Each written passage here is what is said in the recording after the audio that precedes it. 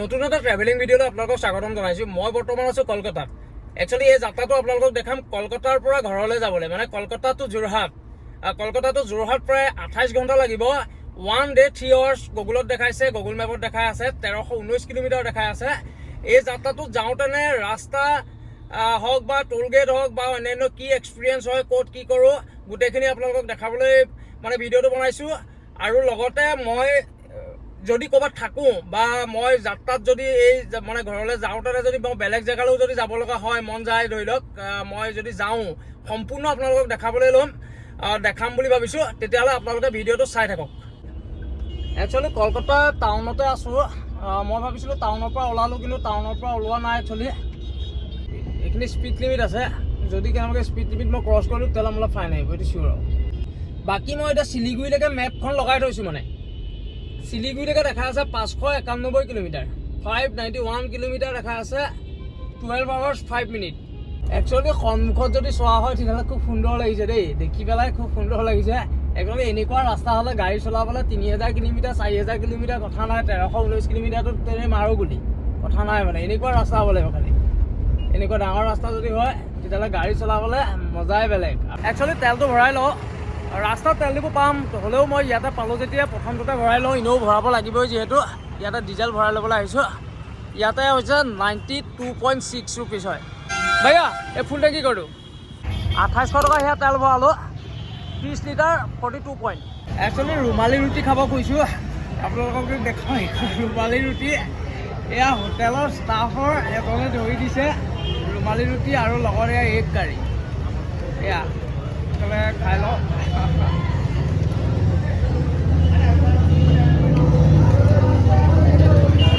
বেয়া নহয়,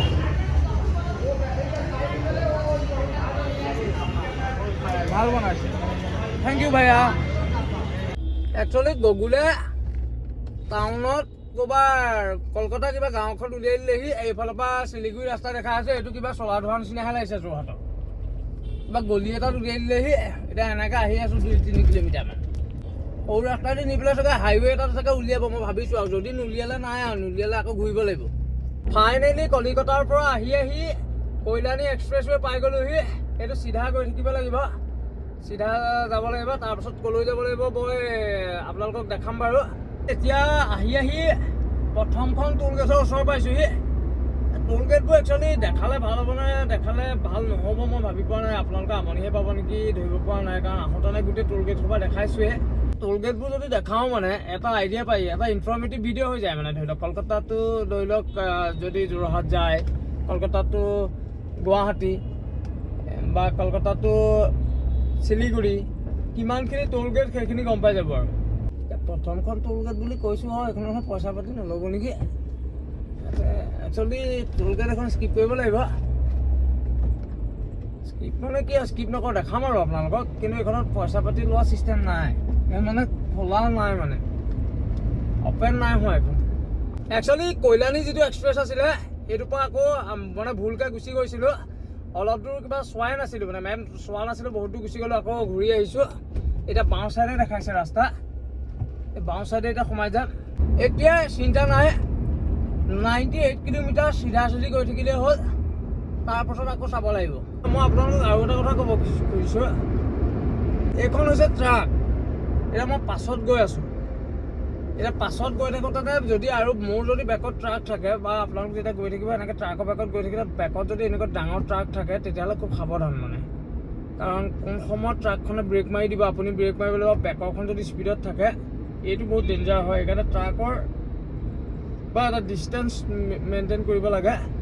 আৰু যেতিয়া ষ্টপ হ'ব, ট্ৰাকৰ ওচৰত যেতিয়া ট্ৰাকখন বা ৰৈ আছে, যেনিবা আপুনিও গৈ আছে গাড়ীত, আপুনিও যদি ৰৈ আছে, একদম পোনকৈ চকা নথ'ব, চকা বেকা কৰি থ'ব, যাতে পাছৰ ট্ৰাকখনে যদি খুন্দাও মাৰি দিয়ে আপোনাৰ গাড়ীখন, যাতে ইখন ট্ৰাকত গৈ পেলাই মানে চেপেটা হৈ নাযায়, যাতে মানে এটা চাইডে গুচি যায়, বেলেগ এটা চাইডে যেন, তেনেকুৱা কৰি থ'ব লাগে। সেইটো বহুত ডাঙৰ কথা, মানে কাৰণ ড্ৰাইভ কৰা মানুহৰ কাৰণে সেইটো বহুত জৰুৰী। সেইখিনি মই নিজে মেইনটেইন কৰোঁ, মই অকল আপোনালোকৰ কাৰণে কৈছোঁ মানে। আৰু এতিয়া আকৌ এখন টোল গেট পাই গ'লোহি। একচুৱেলি বহুত দূৰ আহিলোঁ, আহি পেলাই এখন ফেমিলি ধাবা পালোঁ, তাতে এইফালে একাপ চাহ খাই লওঁ। Good morning guys. একচুৱেলি কালি ৰাতি প্ৰায় 2:30 মানত মই শুই দিলোঁ, এটা তেল ডিপুত শুই দিলোঁ। প্ৰথমতে 2-3টা তেল ডিপু চালোঁ, ইমান ভাল নেদেখিলোঁ। তাৰপিছত এই যিটো তেল ডিপুত এতিয়া মই আছোঁ এইটো ছেফ দেখিলোঁ, ইয়াতে শুই দিলোঁ। যদি মই তেল ডিপুটো দেখাওঁ আপোনালোকক, তেতিয়াহ'লে এইটো হৈছে মই এইফালৰ পৰা আহি আছিলোঁ, আহি পেলাই ইয়াতে আহি মই ইয়াতে গাড়ী লগাই ল'লোঁ। ইয়াতে গাড়ী লগাই পেলাই মই ইয়াতে শুই থাকিলোঁ। মানে ইমান টোপনি ধৰিলে, যিটো গংগাৰ পাৰত যিটো মানে গংগা নদীখন পাৰ হওঁতেনে প্ৰায় 1 ঘণ্টাৰ পৰা 1.5 ঘণ্টা 1-1.5 ঘণ্টা মই ৰৈ দিব লগা হ'ল। মানে প্ৰায় ট্ৰেফিক জামত ফচিলোঁ। আৰু ৰাতি তেনেকৈ ৰৈ থাকিলে মানে যথেষ্ট টোপনি আহে।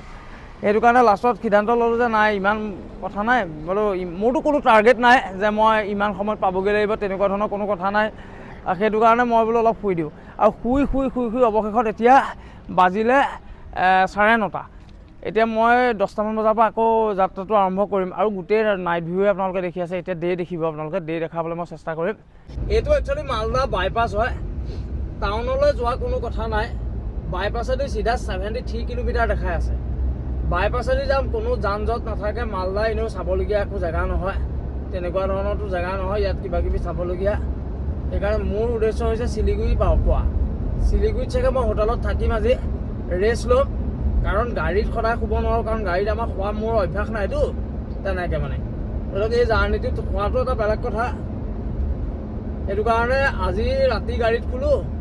আজি ৰাতি গাড়ীত শুই দিনটো গাড়ী চলাই আকৌ কাইলৈ হোটেলত ধুনীয়াকৈ ফ্ৰেছ হ'ম, শুই যাম। শুই যোৱাৰ পাছত আকৌ এটা দিন ৰেষ্ট লৈ পেলাই আকৌ যাত্ৰাটো আৰম্ভ কৰিম। চাই লওঁ, যদি শিলিগুৰিৰ পৰা আকৌ যদি ক'ৰবাত যাবলৈ মন যায় সেইটো এটা বেলেগ হ'ব। আৰু যদি য'ত যাওঁ যি কৰোঁ সেইখিনিতো আপোনালোকক এনেও দেখামেই। মই গতিকে ৰখাইছিলে গাড়ী, চিধা ভিডিঅ' লগাই দিলোঁ। ভিডিঅ' লগাই দিয়াৰ পাছত আৰু খেলা খতম, একো নাই, নৰ্মেল আৰু পুলিচ ভাল আৰু। অলপ সময় ৰ'লোঁ, ৰৈ পেলাই ইয়াতে একাপ চাহ খাই লওঁ আৰু কিবা কিবি যি কি পাওঁ চাই লওঁ, খাই লওঁ। গাড়ী ইয়াতে ৰাখি ল'লোঁ, এইখন হয়, ইয়াতে খাম এতিয়া। ইয়াতে ব্ৰেকফাষ্ট পইণ্টটো আছে। এইটো ৰাস্তাইদি শিলিগুৰিৰ পৰা কলকাতালৈ গৈ আছিলোঁ। যেতিয়া গৈছিলোঁ এইটো ৰাস্তা তেতিয়া ৰাতি আছিলে, দেখাব পৰা নাছিলোঁ। এতিয়া ছাইডত ইটা ভটা বাওঁ ছাইডে আছে, এইফালে খেতি কৰি আছে, এইবোৰ খেতি হয়। বাওঁ ছাইডে যদি মই আপোনালোকক দেখাওঁ তেতিয়াহ'লে এইবোৰ খেতি। মই বস্তু এটা আপোনালোকক দেখাব গৈছোঁ, এই গাড়ীখনলৈ চাওক, এইখন দেখিছে নাই গাড়ীখন? যিটো লোড নিছে একচুৱেলি বলেৰ' পিকআপতে সিমান লোড মানে বলেৰ' পিকআপত নিবলৈও দিগদাৰ। মানে কিন্তু যিটো লোড লৈ গৈছে নহয়, সেইখন কি গাড়ী নাজানো আৰু, কিবা টিলাৰ এখন। মই এখন লোড নোহোৱা এখন দেখাম বাৰু আপোনালোকক। মানে গাড়ীখন কিবা তিনিচুকীয়া হয়, 3 হুইলাৰ হয় মানে, কিন্তু বহুত মানে ৱেইট লৈ গুচি যায় ওপৰলৈকে। এইটো মই ৱেষ্ট বেংগলত কিন্তু দেখিয়ে আছোঁ। মানে মই বোলো নাই, এইটো আপোনালোককো দেখাওঁচোন। এখন গাড়ীখনৰ নাম কি কয়, কিবা এটা নাম আছে এইখনৰ চাগে, যদি জানে কমেণ্ট কৰি জনাব। এনেকুৱা ৰাস্তাত মানে গাড়ী একচুৱেলি ঘৰলৈ যোৱাতকৈ দিল্লী গুচি যাবলৈহে মন গৈছে। এনেকুৱা ৰাস্তা হ'লে ভাল লাগে, এনেকৈ যদি ট্ৰেফিক যদি নাথাকে, এনেকুৱা ৰাস্তা হ'লে ভাল লাগে। এনেই ডিভাইডাৰবোৰ থাকিলে ভাল নালাগে। মানে এইটো কিন্তু ৰাস্তা মই নাম দিলোঁ মাখন। ইয়াতকৈ মই কি ক'ম আৰু, মাখন শব্দটো কৈ দিলেও আপোনালোকে বুজি পাইছে যে কিমান স্মুথ, কিমান মজা লাগিছে এইটো ৰাস্তাত গাড়ী চলাই। মাখন শব্দটোৱে গোটেইখিনি বুজাই দিছে আৰু। মাখন শব্দটো ব্যৱহাৰ কৰিছে সেইফালে চাওক, তেওঁ বাইক এইটো লৈ গৈছে। এই বাইক মানে নাই আৰু, তাৰ ৰেচ নাই চাগে, কিমান স্পীডত হৈ গৈছে। মানে ৰাস্তা ইয়াকে কয় মাখন, সেইটো কাৰণে পাৰিছে। যদি কেনেবাকৈ যদি গাৰ্ডবোৰ থাকিলেহেঁতেন তেতিয়াহ'লে পাৰিলেহেঁতেন জানো। বেচেৰালৈ বেয়াও লাগে, একদম টিকা উঠাই পুৰা মানে স্পৰ্টছ বাইক চলোৱাৰ মতে চলাই গৈছে। একচুৱেলি মই এতিয়া একাপ কফি খালোঁ হা, কফি খোৱাৰ পাছত মই ফ্ৰেছ হৈ গ'লোঁ। মানে মাত চাতখিনি ভাল হৈ গ'ল, মানে কিবা ভাল লাগিলে আৰু। মানে ধৰি লওক কফি কাপ খোৱাৰ পাছতহে কিবা এটা ভাল লাগিছে। কাৰণ চাহ ইয়াত মানে মোক যেনেকুৱা চাহ লাগে সেইটো কোৱালিটি চাহ মই পোৱা নাছিলোঁ। মানে মই ৰাতিপুৱা শুই উঠাৰ পাছতে সেই 9:30 বজাত শুই উঠিছোঁ, সেই 10টা বজাত ওলাই আহিছোঁ। তাৰপাছত মই 2 কাপ চাহ খাইছোঁ আৰু ব্ৰেকফাষ্ট কৰিছোঁ কিবা কিবি। আৰু কিন্তু মোৰ সেই চাহ কাপে মানে মোক মানে ফ্ৰেছ কৰিব নোৱাৰিলে। মানে যিটো মোক যিটো চাহকাপ খালে মোৰ যিটো ভাল লাগিব লাগে সেইটো হোৱা নাই। লাষ্টত মই একাপ কফি খালোঁ। সেই কফি কাপ খোৱাৰ পাছত মোৰ মানে ভাল লাগিছে। এতিয়া মাতটোও মোৰ ভাল হৈছে আগতকৈ। এই ফ্ৰণ্টত যিখন গাড়ী দেখিছে, গোটেই বাচ্চাকেইটা যে দেখিছে, গোটেইকেইটা গাড়ী চাই বলিয়া হৈ গৈছে একদম। মানে গাড়ী মানে এখন থাৰ দেখি পেলাই বলিয়া হৈ গৈছে সিহঁতি। মানে থাৰখন সঁচাকৈ প্ৰিয় দেই, সকলোৰে প্ৰিয়। মানে মই দেখিলোঁ বিশেষকৈ সৰু ল'ৰা ছোৱালীখিনি মানে যথেষ্ট প্ৰিয় গাড়ী হয় এইখন।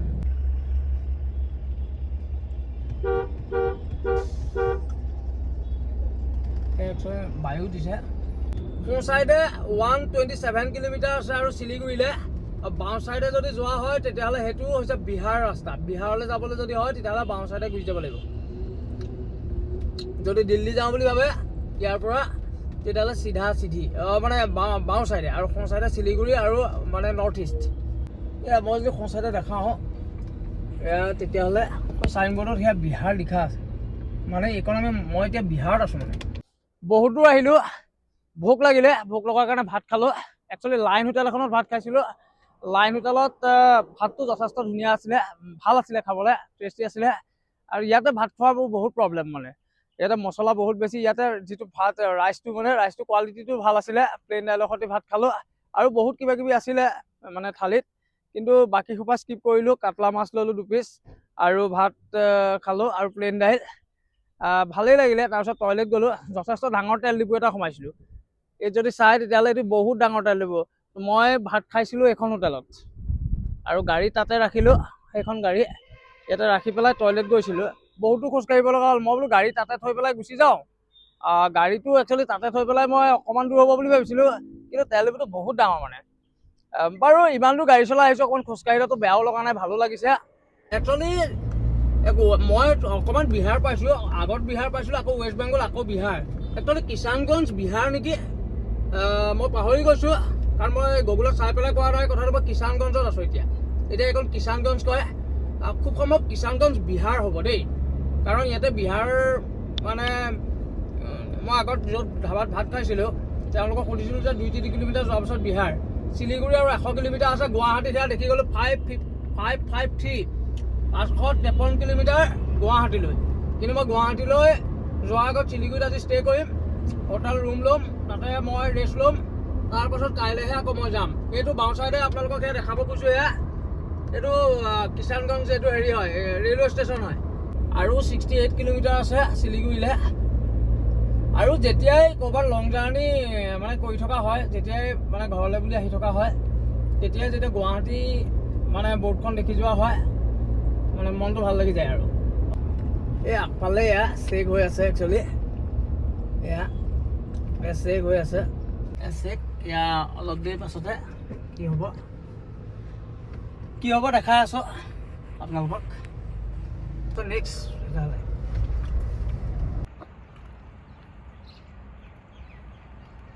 একচুৱেলি গাড়ীখন ধুই পেলালোঁ। ইয়াতে এটা তেল ডিপু আছিলে, ইয়াতে আপোনালোকে যি চাই তাত ট্ৰাক ধুই আছে। সেয়া ট্ৰাক ধুই আছে আৰু মই আনি পেলাই গাড়ীখন ইয়াতে ধুই পেলালোঁ। ইয়াতে ধুলোঁ। ইয়াতো যথেষ্টখিনি ট্ৰাক আছে। গাড়ীখন এতিয়া দেখি পেলাই অলপ ভাল হৈ গৈছে। মানে বেলেগ ধৰণৰ হৈছিলে দেখিবলৈ, কালাৰটো মানে ক'লা ব্লেক কালাৰ। বিশেষকৈ ধৰি লওক ধূলি লাগিলে বহুত বেয়া দেখিতো, এতিয়া যথেষ্ট ধুনীয়া হৈছে। মানে এয়া মোৰ অৱস্থা চাওক। এয়া বাল্টিং লৈ লৈছোঁ, মগ লৈ লৈছোঁ, বাল্টিং লৈ লৈছোঁ। বাকী চেম্পু আছিলে হাতত, ধুই দিলোঁ। ভাইয়া 25 লিটাৰ ডিজেল হয়, ডিজেল। একচুৱেলি 25 লিটাৰ তেল এতিয়া ভৰাই লৈছোঁ। আৰু গাড়ী ধোৱাৰ পাছত গাড়ীখন চব কিমান ধুনীয়া হৈ গ'ল। গাড়ী ধৰক এতিয়া কিমান সুন্দৰ হৈ গ'ল। ধুই পেলালোঁ। আৰু হেল্প কৰিলে এজনে মানে ইয়াৰ গাড়ী আছিলে, এইটো গাড়ী আছিলে। থেংক ইউ ভাইয়া। একচুৱেলি আহি বাগডোগৰা পালোঁহি।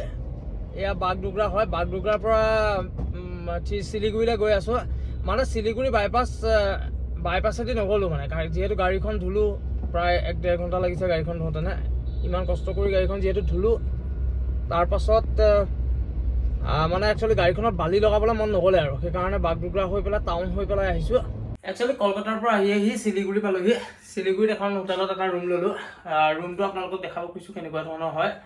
একচুৱেলি মই আজি মৰ্ণিংহে বনাইছোঁ। কালি খুব ভাগৰ লাগিলে, আহি পেলাই শুই থাকিলোঁ ইয়াতে। ৰুমটো এনেকুৱা ধৰণৰ হয়। এইখন এখন বেড হয়।